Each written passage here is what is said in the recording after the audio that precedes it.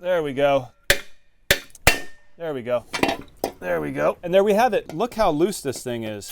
Wow. I mean, that took literally 3 seconds.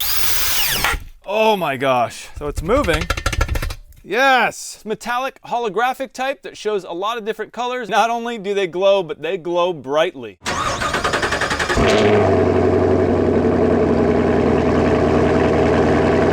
What's going on, guys? Jimmy here again with One Road, and today we're tackling a few more things on this 95 Suburban you see behind me. This thing's been in the shop for quite some time now, and I'd like to get a few more things taken care of. If you haven't been following the channel, in the previous 2 videos I did a lot of work restoring these factory upper control arms. These control arms are now practically like new. I've installed Mevotech TTX ball joints, as well as brand new Mevotech bushings. So the purpose here is to reuse these factory control arms, replacing these aftermarket control arms I have installed now. Now I still have quite a bit of work to do on this 95 because I still have to remove those lower factory control arms and refurbish those as well. But the first thing I have to do today is loosen those torsion bars. In order to loosen those torsion bars, you need a specialized tool, and that's where this comes in. This is a GM Ford Chrysler Torsion Bar Tool by OEM Tools. You can see the model number for this version I'm using here, but I will put a link to this down in the description below. Now you can rent these tools at your local auto parts store, and I have done that in the past, but this time I decided to buy my own. Now the tool does look like a C-clamp, but it is definitely not. Taking it out here, you can see just how big, thick, and beefy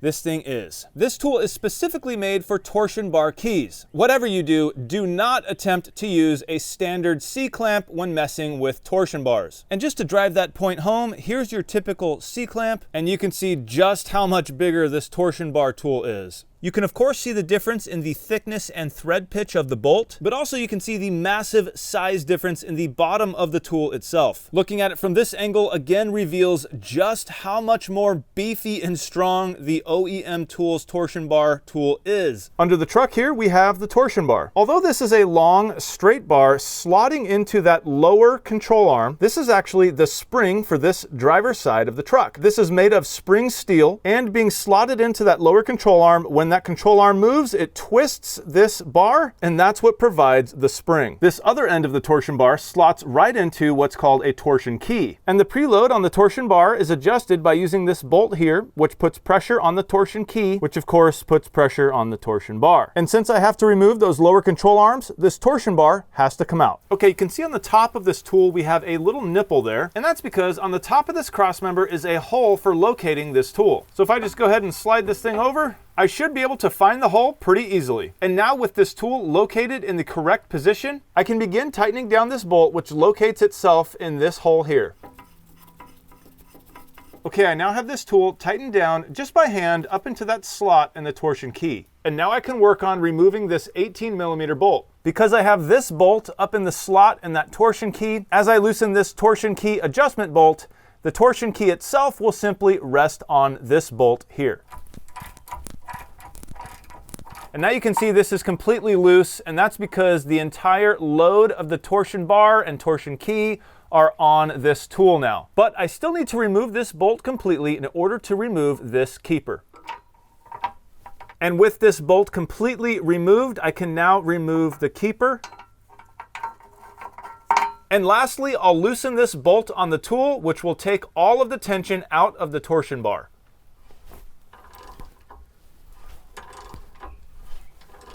All right, and we have this completely loosened, and we can remove the tool, and we no longer have any preload on this torsion bar. You can see the key is nice and loose. Now, if you're loosening the torsion key bolt or removing these torsion bars completely, you're gonna wanna make sure you mark everything really good so you can put it back in the same way it came out. Now, in order to get the torsion key out, I have to push this torsion bar forward.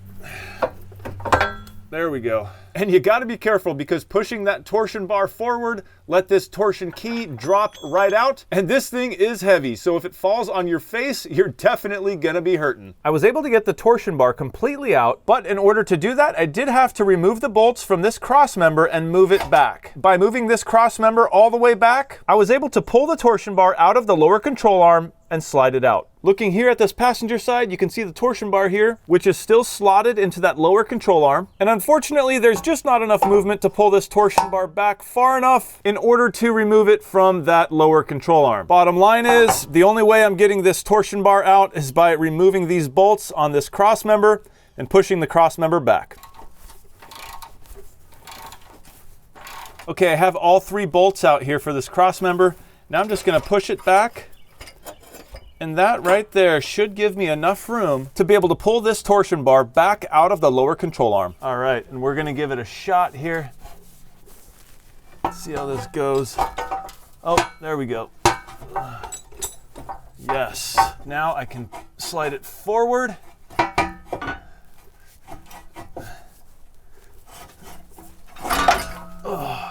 And the torsion bar is out. It's now a new day, and yesterday I got through all that work with the torsion bars, and that was preparation for what I'm about to do today. Perhaps rather dumb of me, I thought I was going to be able to get away with replacing the upper control arm, and then while leaving the knuckle attached to this upper control arm, just removing the lower control arm, refurbishing it, and then slapping it back in. Upon further inspection, there's no way that would ever work. I don't know what I was thinking. There's simply not enough room to be able to remove that lower ball joint with that half shaft still installed. So now begins the process of removing all of this to be able to get those lower control arms out. That makes it easy. I love impacts. All right. Looks like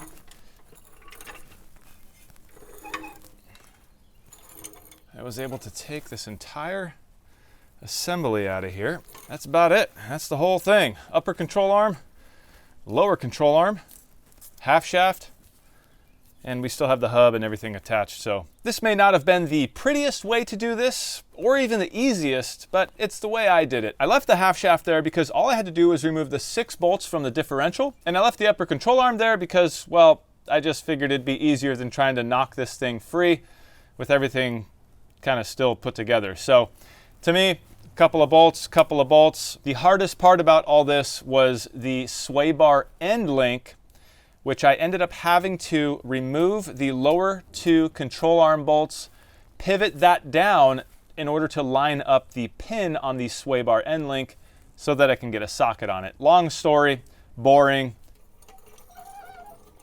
So unfortunately, as seems like what's always the case for me, I can't move forward at this point. And that is because I don't have the right socket to take off the nut, to remove the half shaft, and I have to remove the half shaft to even be able to remotely try to remove the lower ball joint. It's a snowball effect, essentially. So I think the very next step for me is to go get the right socket, which I think is going to be like a 35mm socket. All right, I just got this nut off of here. This is a 36mm nut, and I did have to make a run to the store in order to get a socket that would fit. This is the socket that I bought. It was only about $10, so actually pretty affordable for such a large socket. I am glad they had this though, because it was the largest size they carry in store. And interestingly, I used my Harbor Freight Impact, and this thing got that nut off pretty easily actually. I was a little worried that this wasn't a designated impact socket, but this thing is heavy duty. So now with that retaining nut off of the CV axle shaft, I can push it through. Okay, let's see if I can get this thing out of here. There we go. Alrighty. 1 CV axle shaft removed.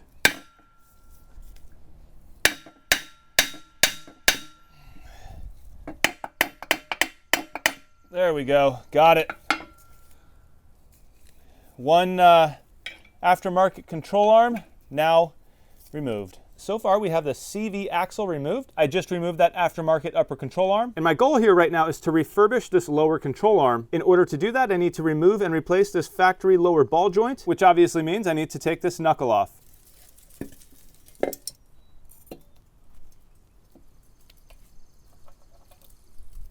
Give it a couple. There we go. That worked perfectly here. There's that castle nut. Okay, I'm going to try to put this castle nut on upside down. There we go. Well, that worked out good.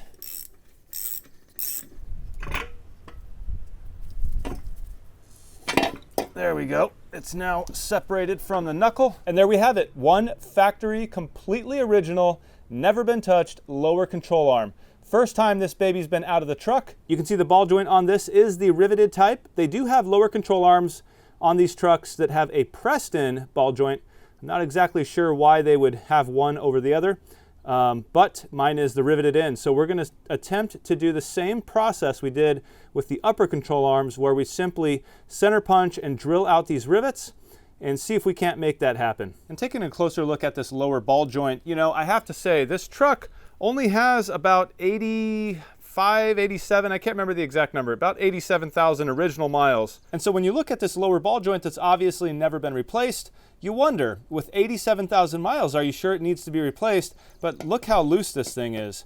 This thing is very loose and obviously shouldn't do that. So I think we're good to go for replacing this, and this isn't a complete waste of time. I brought this lower control arm back over here on the bench, and I've already started the job to remove this lower ball joint. There you can see the hole that I've already started to drill in one of the rivets. And yes, I was able to get all the way through. However, with these rivets, that's only half of the ball game. You can see how much meat is still left there. And you can see I've already tried to knock the head of that rivet off with my punch, which didn't go too well. So the moral of the story is here, I need to drill it out even more. With a bigger drill bit, of course, something like this. And although I do love my little 12-volt Makita here, and it did work wonders on the upper control arm with those smaller rivets, unfortunately the chuck on this thing is only 3/8. So bigger drill bits like this just won't fit. Fortunately though, I do have a solution. I went out and bought this Makita 6302H. This guy right here. This is arguably one of the best corded drills ever made, and certainly one of Makita's best drills ever made. This is a very nice heavy-duty drill with a 1/2-inch chuck. And with that 1/2-inch chuck, drill bits like this one will fit just fine.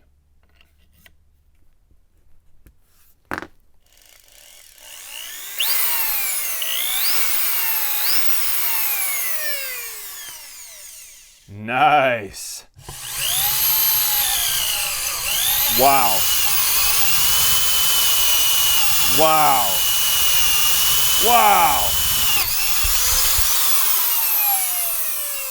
Holy moly. This drill is unbelievably powerful. Holy smokes. Are you guys seeing all that? All those shavings? I mean, that took literally 3 seconds. That is just crazy. All right, guys, I have an even bigger drill bit on here. Let's see how it does. Wow, it's so powerful. Oh my gosh. Holy moly. I sent it a little too hard, and I don't know what just happened. We're gonna have to try to take this apart and see what just happened. The drill is certainly fine, but what it did was it actually yanked part of the rivet out. Holy, that's exactly what I wanted to do anyway. It yanked part of the rivet out, guys. It literally pulled part of the rivet out. Hopefully you're able to tell what I'm looking at here, but part of that rivet head has just been yanked out of there. Obviously the drill bit caught and it just cranked it. The drill seems perfectly fine though. I'm gonna have to take my chisel and try to hammer that out of there. All right, I already tapped this a couple times and it was definitely moving. So let's try to see what happens when I give this a few whacks.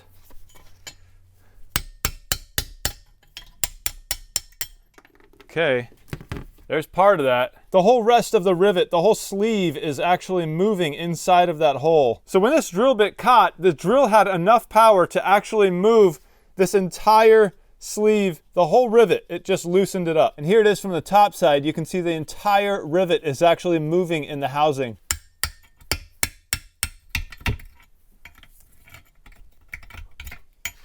Well, there it is. There is the entire rivet.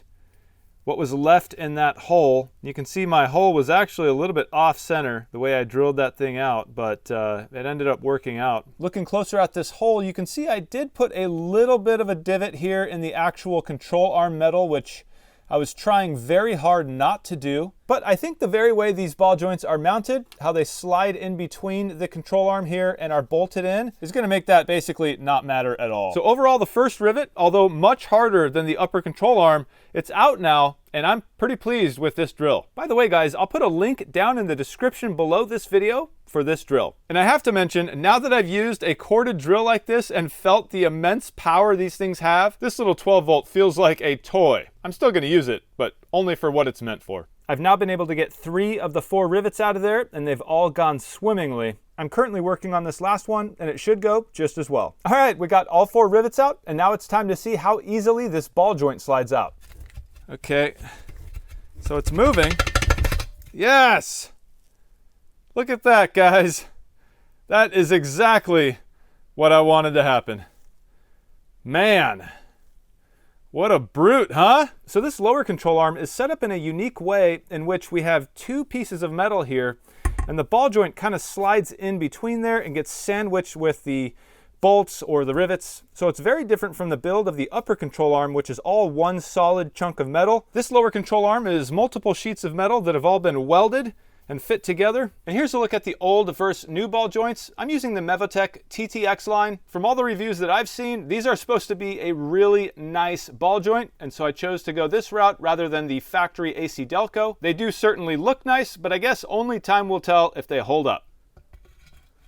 And thankfully they are going to just slide right in, so that's pretty good. Okay, well, I'm making progress on the truck, and that is the goal here, to just keep moving forward. This lower control arm I thought was gonna be a bear. Turns out I just needed the right tool for the job, and this brand new Makita 6302H, H for heavy duty, fit the bill. That and a couple of big drill bits. And I certainly am surprised by the power coming from that drill.